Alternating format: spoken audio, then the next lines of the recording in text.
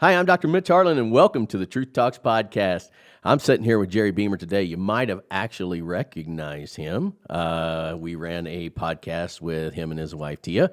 They did the Hitch Fit program, got ripped. Yes. Both of you look like movie stars now. Not that you didn't before, but you certainly do now. The reason I wanted to bring you on today and to do this is it's a little self-serving, and I get it and I understand it, but it was also the thing that epitomizes exactly what we do at Truth Talks. Tia had come in. She's my office manager. She runs the whole place. And she had come in and she says, man, you got to hear this story that happened to Jari.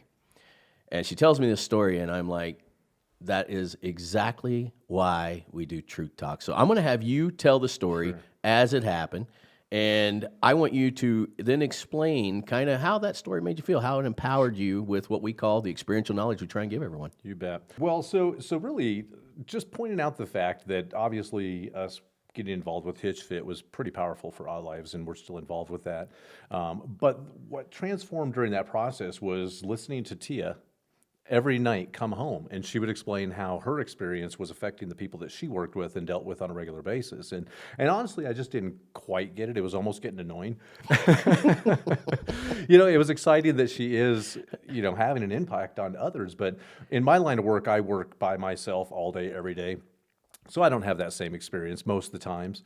So I was really just not understanding what the impact and what power she was feeling because of it until the day of the story that I shared with you and shared with Tia that she shared with you as well. But really, it kind of all just happened as a fluke, and it made a pretty big impact. It started out, I showed up for my job, which I guess, first of all, I should explain that I'm a home inspector.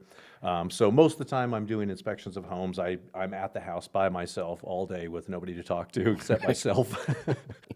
So this particular situation, because of COVID, a lot of people are stuck at home. And so this particular situation, I knocked on the door, went up to the house for my appointment as normal, and was greeted at the door by the homeowner, who was a gentleman. As he started to speak, I didn't understand what he was saying. He had very slurred speech, very hard to understand, but I kind of got the impression he was not happy at all that I was there. So a little bit of conversation with him, explaining the situation, why I was there, why he was angry. It was a misunderstanding. Finally, his wife came out, and she explained to me briefly that her husband has ALS. And that's why I'm having a difficult time understanding, because he is in the later stages of ALS, unfortunately, and so he was difficult to understand. And it was immediate to me that both of them, the husband and wife, were very distraught about the situation, which you can understand. You're basically facing your mortality and coming to those final stages of what's happening in your life. And so they were unfortunately having to sell the house, and they were making a move back to Texas to finish his life as a family and to make plans to start her new life as a single woman. So, man, that's got to be, that's tough. So it started out fairly tense in the morning. They were not happy. They were very standoffish, very put-offish. Not a problem. You run into all types, and you do your best to try to accommodate the situation, which I did. The husband ended up leaving. He had an appointment he ran to. He took off, which left the lady at the house with me.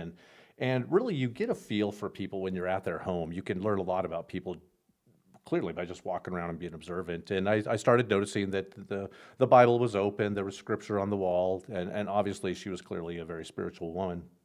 Because of that, at some point, I was able to kind of just let her know that I too am a believer, and just to put her at ease a little bit. That seems to kind of tone people down a little bit. And she started to relax, and upon that started to explain more to me about her husband's situation and the ALS and where she was going with things. And again, the fact that they were moving to Texas so her husband could die and they could shop together for her new home where she would continue to live her life without him. And imagine the impact of that conversation, right? I mean, it was maybe a whole lot of that standoffishness in the beginning was just emotion. Absolutely. The fear of what was happening, and I'm there to facilitate the sale of their family home where they raised their children. Yeah. The emotions were very high. It was apparent from the beginning, and it was nice though that things started to calm down a little bit. As just talking with her, she started to share, and she had made the comment again that her husband had ALS. Now, this was actually the day after, I believe it was episode 31 of Truth Talks came out, which was the new Face of ALS. The issue with this story is you've been diagnosed with ALS. Yes. Yeah. Yeah. And for the first time, I was able to kind of be in Tia's shoes and find out what it was like to be able to share a little knowledge, because I had watched the video and was able to say to her, listen, there's some help. There's some information out there. My friend Mish Harlan has a podcast called Truth Talks. I think you should look at this. It's the new face of ALS. And I kind of explained a little bit about what it was. And she seemed familiar with the story. I'm sure just because of the community.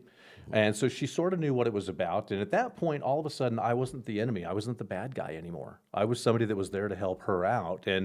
And she continued to talk and share her story as I was doing my thing. And I finally had to cut her loose because I was to do a job there. So Had to do something. had to do something. Talk all day. So I went and did my thing. And I think while I was gone, she watched the video.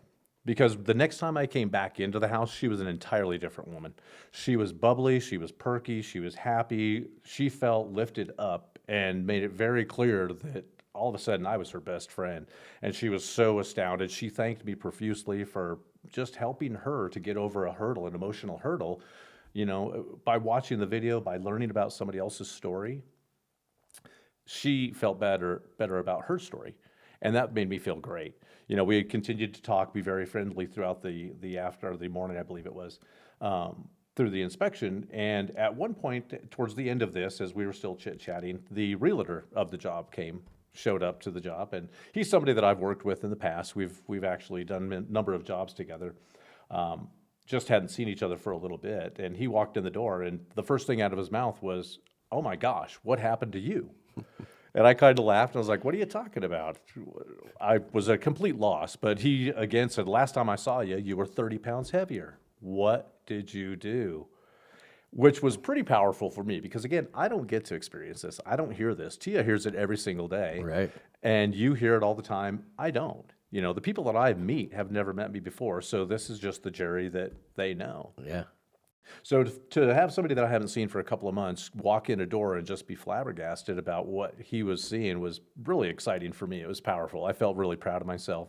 But he wanted to know more. He wanted to know, what is Hitch Fit? So I explained what Hitch Fit was. He wanted to know, what is Truth Talks? I explained how Truth Talks works and what it's all about. And of course, sharing the episode numbers of, the episode with Micah and Diana Lacert, the episode with Tia and I, and of course, then going into the episode with the ALS. And he was just blown away, which made me feel fantastic. And during this process, the lady of the house was still listening. Part of the conversation we had earlier was her fear of going into the future without her husband. She's a middle-aged woman. She's roughly my age. Same scenario that I was in, that we all get in as we get older. We get a little loose. We're not quite the shape we were when we were young and single. And, after a lifetime of being married, the thought of having to go back out in the world and be single again, how scary. So she was really beside herself. So she was also very excited to hear about Hitch Fit. And that opened the door for her. She immediately was on her tablet. She found the Hitch Fit video. She started playing that while we were still having the conversation. Just very excited about the whole thing. Not necessarily the video, because she hadn't seen the whole thing, but necessarily that it was information she didn't have before, and now she did, and that changed her life. As we wrapped up for the day and I was finishing up with the homeowner, and the last thing she said to me was how she will never forget me, that I changed her life, that her future was brighter because of the time she spent with me. Making me choked up. Yeah. No, that's good stuff. And that was powerful. It blew me away. I told her that I knew two things. One is that God loves her and that he wants her to be happy. And I think that whatever I was able to provide that day actually helped out with that process. Now, for me, that was fun and that was powerful and exciting, but it even got more exciting for me as we went outside and we finished the job, and the realtor and I stood out in the yard talking, and he explained to me, which I knew in his past, he's actually a internationally traveled motivational speaker himself, and he had retired from that and became a realtor. So he's been around the world and has been a part of the motivational speaking community, and he was just fascinated by what power was found in something as small and as seemingly innocent as the Truth Talks podcast. Yeah. Something in one visit, something that really, 2 days earlier, I personally didn't fully understand. All of a sudden became very powerful and very exciting for me and everybody around me. For that little short bit, I was really literally the most interesting guy in the room. And it's not that that's the intention that I wanted, but it felt great to be able to provide some information for the lady of the house, to know that from the time she started that morning and she was in a very sad, sour, disappointed, my world is changing for the negative mood, to be able to walk out and having her wanting to hug me, wanting to hold my hand and say, thank you so much for changing my life, just by sharing this little information with me. Isn't that amazing? That's what we always talk about is experiential knowledge. And, Yeah. each story, not everybody's going to love each podcast, right? Yeah. But if you still listen to it, you become armed with some sort of information, some sort of 8 seconds that changes a person's life. And that's the whole mission that we had. And when Tia brought me that story, I was like, oh my God, I got to get this on film, especially coming from you, because obviously we know each other extremely well. But it was one of the most powerful things, because that is exactly what we set out with in Truth Talks, is to make everybody one of the most interesting people in the room. And quite honestly, the easiest way to be the most interesting person ever is to be able to have a little tidbit of share with everybody for the right reason, for the right cause. And then to know that it changes a life. That's the most powerful that a person can get. Oh, I was on top of the world that day. I felt so good when I left there. I was a little bit confused and a little befuddled because of it, because I'm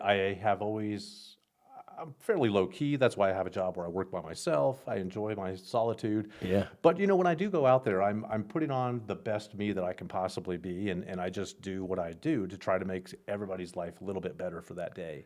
And on this particular day, boy, it just sunk. It hit, and it made sense. And all of a sudden, I understood why Tia comes home so often and shares these stories with me of, wow, I changed somebody's life. Wow, somebody wanted to know my story. Wow, somebody wanted to hear the story that I could share with them. And, to your point a minute ago, it's not necessarily that you have to watch every podcast and understand every podcast, but you pick little bits and pieces up, and to be able to and share those little imparchments of knowledge as you go, that's really the point. And that's how I think we become better people, and how we really achieve success in life.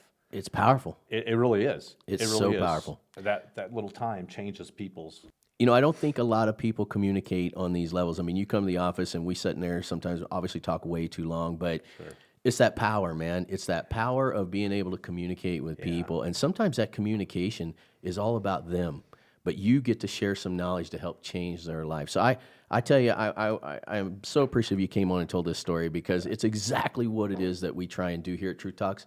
And love your accomplishment, love Tia's accomplishments, just all the amazing things you guys have done. And you've shared how it just changed your life. Absolutely. We're not going to really go too much into that, because we have still a thing called the final reveal coming up.